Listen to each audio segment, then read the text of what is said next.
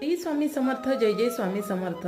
आजचे स्वामी वचन त्या प्रत्येकासाठी आहे जो जीवनात कधीतरी अहंकार करतो.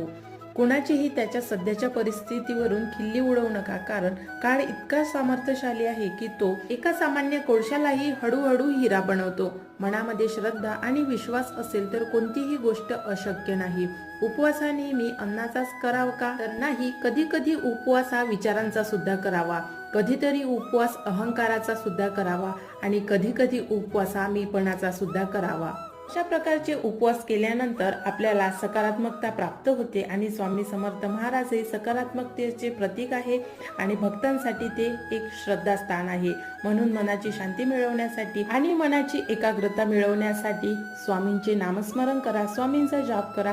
श्री स्वामी समर्थ, श्री स्वामी समर्थ हा तुम्ही जाप जरी केला तरी तुम्हाला आणि तुमच्या मनाला शांती लागेल आणि तुमचं चित्त एकाग्र